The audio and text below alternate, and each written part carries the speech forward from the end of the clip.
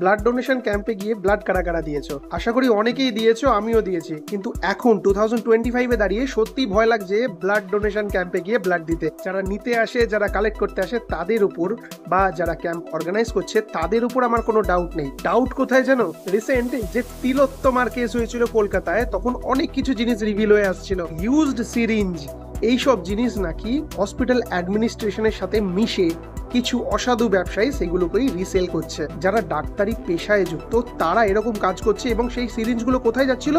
Most probably আমি যতদূর শুনেছিলাম নিউজে বাংলাদেশে সাপ্লাই হচ্ছিল। আমি জানি না এটা কতদূর সত্যি বা মিথ্যে, এটা আমার পার্সোনাল ওপিনিয়ন, যে ডাক্তাররা যদি এরকম কাজে লিপ্ত হতে পারে, যারা নর্মালি এই বিজনেসটা করে শুধু লাভের ইচ্ছায়, তারা তো এই দেশে, এই রাজ্যে, এই ডিস্ট্রিক্টেও সেম জিনিসগুলো করতে পারে। তাই ব্লাড ডোনেট করতে গিয়ে যদি সেই সিরিঞ্জ, কোনো ইনফেক্টেড সিরিঞ্জ আমার শরীরে যায়, আমি তো ভালো করতে গিয়ে আমার পরিবার, আমি পুরোপুরি বরবাদ হয়ে যাব, তাই নয়? তাই যারা তোমরা ব্লাড ডোনেট করতে যাচ্ছ, অবশ্যই যখন সিরিঞ্জগুলো বার করা হচ্ছে তার ইউজেবিলিটি বুঝে নাও, তারপর নিজের শরীরের সাথে এই পশ্চিমবঙ্গে এইরকম ট্রাই করো।